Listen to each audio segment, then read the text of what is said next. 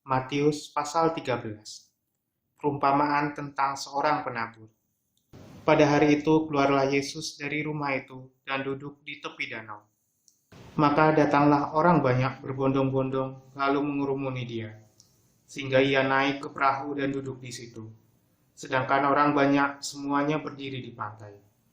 Dan ia mengucapkan banyak hal dalam perumpamaan kepada mereka. Katanya, adalah seorang penabur keluar untuk menabur. Pada waktu ia menabur, sebagian benih itu jatuh di pinggir jalan. Lalu datanglah burung dan memakannya sampai habis. Sebagian jatuh di tanah yang berbatu-batu, yang tidak banyak tanahnya. Lalu benih itu pun segera tumbuh, karena tanahnya tipis. Tetapi sesudah matahari terbit, layulah ia dan menjadi kering karena tidak berakar. Sebagian lagi jatuh di tengah semak duri, lalu semakin besarlah semak itu dan menghimpitnya sampai mati. Dan sebagian jatuh di tanah yang baik lalu berbuah. Ada yang 100 kali lipat, ada yang 60 kali lipat, ada yang 30 kali lipat. Siapa bertelinga, hendaklah ia mendengar. Maka datanglah murid-muridnya dan bertanya kepadanya, "Mengapa engkau berkata-kata kepada mereka dalam perumpamaan?" Jawab Yesus, "Kepadamu diberi karunia untuk mengetahui rahasia kerajaan surga, tetapi kepada mereka tidak. Karena siapa yang mempunyai, kepadanya akan diberi, sehingga ia berkelimpahan. Tetapi siapa yang tidak mempunyai, apapun juga yang ada padanya akan diambil daripadanya. Itulah sebabnya aku berkata-kata dalam perumpamaan kepada mereka. Karena sekalipun melihat, mereka tidak melihat, dan sekalipun mendengar, mereka tidak mendengar dan tidak mengerti. Maka pada mereka genaplah nubuat Yesaya yang berbunyi, kamu akan mendengar dan mendengar, namun tidak mengerti. Kamu akan melihat dan melihat, namun tidak menanggap. Sebab hati bangsa ini telah menebal, dan telinganya berat mendengar, dan matanya melekat tertutup, supaya jangan mereka melihat dengan matanya, dan mendengar dengan telinganya, dan mengerti dengan hatinya, lalu berbalik sehingga aku menyembuhkan mereka. Tetapi berbahagialah matamu karena melihat, dan telingamu karena mendengar. Sebab aku berkata kepadamu, sesungguhnya banyak nabi dan orang benar ingin melihat apa yang kamu lihat, tetapi tidak melihatnya, dan ingin mendengar apa yang kamu dengar, tetapi tidak mendengarnya. Karena itu, dengarlah arti perumpamaan penabur itu. Kepada setiap orang yang mendengar firman tentang kerajaan surga, tetapi tidak mengertinya, datanglah si jahat dan merampas yang ditaburkan dalam hati orang itu. Itulah benih yang ditaburkan di pinggir jalan. Benih yang ditaburkan di tanah yang berbatu-batu ialah orang yang mendengar firman itu dengan segera menerimanya dengan gembira. Tetapi ia tidak berakar dan tahan sebentar saja. Apabila datang penindasan atau penganiayaan karena firman itu, orang itu pun segera murtad. Yang ditaburkan di tengah semak duri ialah orang yang mendengar firman itu.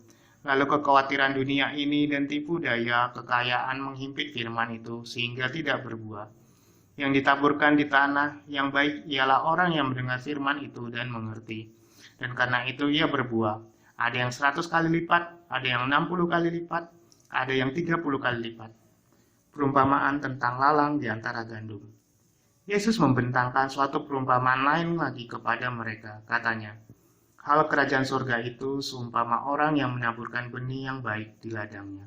Tetapi pada waktu semua orang tidur, datanglah musuhnya menaburkan benih lalang di antara gandum itu, lalu pergi. Ketika gandum itu tumbuh dan mulai berbulir, nampak jugalah lalang itu. Maka datanglah hamba-hamba tuan ladang itu kepadanya dan berkata, "Tuan, bukankah benih baik yang Tuan taburkan di ladang Tuan? Dari manakah lalang itu?" Jawab tuan itu, "Seorang musuh yang melakukannya." Lalu berkatalah hamba-hamba itu kepadanya, "Jadi, maukah Tuan supaya kami pergi mencabut lalang itu?" Tetapi ia berkata, "Jangan, sebab mungkin gandum itu ikut tercabut pada waktu kamu mencabut lalang itu. Biarkanlah keduanya tumbuh bersama sampai waktu menuai. Pada waktu itu, aku akan berkata kepada para penuai, kumpulkanlah dahulu lalang itu, dan ikatlah berkas-berkas untuk dibakar. Kemudian kumpulkanlah gandum itu ke dalam lumbungku." Perumpamaan tentang biji sesawi dan ragi. Yesus membentangkan suatu perumpamaan lain lagi kepada mereka. Katanya, Hal kerajaan sorga itu seumpama biji sesawi yang diambil dan ditaburkan orang di ladangnya. Memang biji itu yang paling kecil dari segala jenis benih. Tetapi apabila sudah tumbuh, sesawi itu lebih besar daripada sayuran yang lain, bahkan menjadi pohon, sehingga burung-burung di udara datang bersarang pada cabang-cabangnya. Dan ia menceritakan perumpamaan ini juga kepada mereka. Hal kerajaan surga itu seumpama ragi yang diambil seorang perempuan dan diaduk ke dalam tepung terigu 3 sukat sampai kamir seluruhnya. Semuanya itu disampaikan Yesus kepada orang banyak dalam perumpamaan, dan tanpa perumpamaan suatu pun tidak disampaikannya kepada mereka, supaya genaplah firman yang disampaikan oleh Nabi. Aku mau membuka mulutku mengatakan perumpamaan. Aku mau mengucapkan hal yang tersembunyi sejak dunia dijadikan. Penjelasan perumpamaan tentang lalang di antara gandum. Maka Yesus pun meninggalkan orang banyak itu lalu pulang. Murid-muridnya datang dan berkata kepadanya, "Jelaskanlah kepada kami perumpamaan tentang lalang di ladang itu." Ia menjawab katanya, "Orang yang menaburkan benih baik ialah anak manusia. Ladang ialah dunia. Benih yang baik itu anak-anak kerajaan, dan lalang anak-anak si jahat. Musuh yang menaburkan benih lalang ialah iblis. Waktu menuai ialah akhir zaman, dan para penuai itu malaikat. Maka seperti lalang itu dikumpulkan dan dibakar dalam api, demikian juga pada akhir zaman. Anak manusia akan menyuruh malaikat-malaikatnya, dan mereka akan mengumpulkan segala sesuatu yang menyesatkan, dan semua orang yang melakukan kejahatan dari dalam kerajaannya. Semuanya akan dicampakkan ke dalam dapur api. Di sanalah akan terdapat ratapan dan kertakan gigi. Pada waktu itu, orang-orang benar akan bercahaya seperti matahari dalam kerajaan Bapa mereka. Siapa bertelinga, hendaklah ia mendengar. Perumpamaan tentang harta terpendam dan mutiara yang berharga. Hal kerajaan surga itu seumpama harta yang terpendam di ladang yang ditemukan orang, lalu dipendamkannya lagi. Oleh sebab sukacitanya, pergilah ia menjual seluruh miliknya lalu membeli ladang itu. Demikian pula hal kerajaan surga itu seumpama seorang pedagang yang mencari mutiara yang indah. Setelah ditemukannya mutiara yang sangat berharga, ia pun pergi menjual seluruh miliknya lalu membeli mutiara itu. Perumpamaan tentang pukat. Demikianlah pula hal kerajaan surga itu seumpama pukat yang dilabuhkan di laut, lalu mengumpulkan berbagai-bagai jenis ikan. Setelah penuh, pukat itu pun diseret orang ke pantai.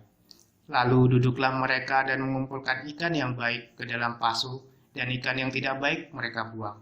Demikianlah juga pada akhir zaman. Malaikat-malaikat akan datang memisahkan orang jahat dari orang benar, lalu mencampakkan orang jahat ke dalam dapur api.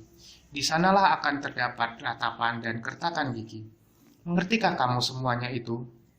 Mereka menjawab, "Ya, kami mengerti." Maka berkatalah Yesus kepada mereka, "Karena itu setiap ahli Taurat yang menerima pelajaran dari hal kerajaan surga itu, seumpama tuan rumah yang mengeluarkan harta yang baru dan yang lama dari pembendaharaannya." Yesus ditolak di Nazaret. Setelah Yesus selesai menceritakan perumpamaan-perumpamaan itu, ia pun pergi dari situ. Setibanya di tempat asalnya, Yesus mengajar orang-orang di situ, di rumah ibadat mereka. Maka takjublah mereka dan berkata, "Dari mana diperolehnya hikmat itu dan kuasa untuk mengadakan mujizat-mujizat itu? Bukankah ia ini anak tukang kayu?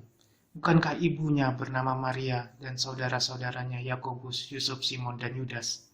Dan bukankah saudara-saudaranya perempuan semuanya ada bersama kita? Jadi dari mana diperolehnya semuanya itu?" Lalu mereka kecewa dan menolak dia. Maka Yesus berkata kepada mereka, "Seorang nabi dihormati di mana-mana, kecuali di tempat asalnya sendiri dan di rumahnya." Dan karena ketidakpercayaan mereka, tidak banyak mujizat diadakannya di situ.